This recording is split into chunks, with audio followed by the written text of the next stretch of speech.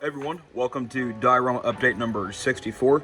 Today we're going to be talking about my medical Jeep, the road on my Fireball diorama, M1 Garand / figures, and then a new foam cutter that I got. So starting off with the Willys Jeep here. I've been saying for a little while this is going to be a medical Jeep for my Fireball diorama. I've been kind of putting it off, been kind of putting the workbench off in general recently, but this weekend I got to it and finally got around to building the Tamiya 1/35 scale Willys Jeep converted to a US medical Jeep. So I'm gonna go ahead and take off these stretchers, which I made. Used stretchers, some more freshly than others, and kind of dive right into this thing. It's not finished. I got it to the point where the final matte coat is on, and I can add weathering components such as oils, pigments, and mud, which will happen throughout the week and into next weekend. So starting off, I made this frame here, this converted frame with polystyrene. It's an idea from YouTube to use polystyrene for different things, such as, for example, the electrical line holder on the house number 1 for my Fireball diorama. So that was made out of polystyrene. The idea with that is this Jeep was just a regular Jeep, and then around Normandy sometime it got converted to a medical Jeep, and they did it in the field, got some metal pieces, welded them together, and then threw some olive drab paint onto it with a brush just to kind of make it blend in a bit better. And then it went through the Normandy campaign onto the rest of France, Belgium during the Battle of the Bulge, and now it's in Germany in February 1945, and the unit I picked was actually 30 minutes from Elsdorf. So my idea is they sent some medical units or medical components from that unit to help in Elsdorf pick up wounded and killed in action US troops. So this Jeep was really fun to make so far, and I'm looking forward to weathering it up.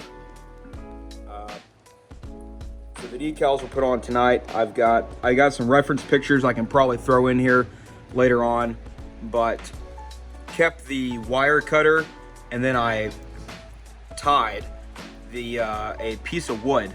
It's like a wooden branch, and then there's a medical flag pulled taut and tied onto the inside of that Jeep right there. So, or that frame. Now the frame is really rusty, and you might be wondering, why is the frame rusty and the rest of the body isn't? Well, if you think about it, vehicles like the Jeep and Shermans and whatnot were fairly, they're factory painted, whereas this frame was field expedient and field painted. So my idea is it threw on some leftover paint with a brush, and during combat, wear and tear, and time in the frigid bulge, now into February 45, the paint has started chipping and peeling away, exposing the rusted metal frame. So that's kind of the idea there. Like I said, there's a lot to do with this thing still when it comes to weathering. I did add some boots on the inside there. You can kind of see them hanging. Idea is to kind of dry them out, let them hang there as they go.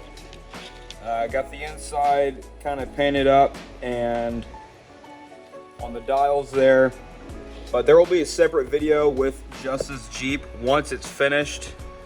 I'm liking the progress on it so far. Got the tools put on, the windshield still comes down, so it's been fun so far. Looking forward to finishing this thing up. And then for the M1 Garand, I'm not done experimenting with it yet, but Sprues and Brews gave me an idea. I've been trying to make the M1 Garand look a bit more like a cherry reddish, and it's getting there. Got the metal done on it. Sorry I'm super shaky, I haven't eaten dinner yet. But I got the metal done on it. I need to add an oil wash and streak it back to add the wood grain. And then I need to finish painting the figure as well as the sling on that. But we're getting there. I'm gonna go ahead and move you up here, get the camera off, show you guys the rest of the figures I'm working on. I started on uniforms and boots this weekend. Once this figure set is done, I'll move on to the next figure set. I'm trying to do these not rushed. So I'm doing bits and pieces and letting them dry and then moving on to other things to do. And then I was thinking I'm going to use this clear sprue to make some wine bottles and throw in the back of the Jeep. But that's the Jeep so far. And then next is the road. So don't know if I showed you guys, sanded the road down. I think I showed you all that. But I started carving bricks. So this whole road is going to be bricks there. Haven't painted anything. I know I need to get to that. My goal next weekend is to weather that Jeep and then start working on this house, because that's a big part of what's going on. And then last but not least, I got a foam cutter. It's a postponed Christmas gift from my parents. This is the Proxxon hot wire cutter thermocut. A lot of good reviews.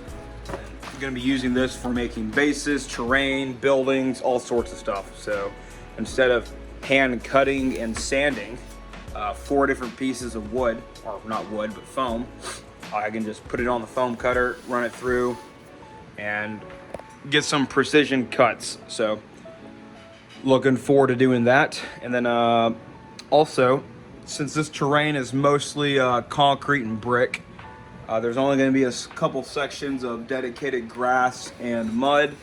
That's actually all of it right there.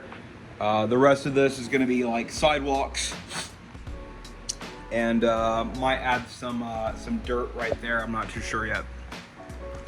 But my goal is to have this done before April 1st to take to my local IP Mesh show. We're running pretty close. It's almost halfway through the month. So, and then actually, last thing, I want to thank you guys for 454 subscribers on the YouTube channel. Pretty great. I would like to do some kind of giveaway at 500, but we'll see what we come up with. Hope you guys enjoyed the video.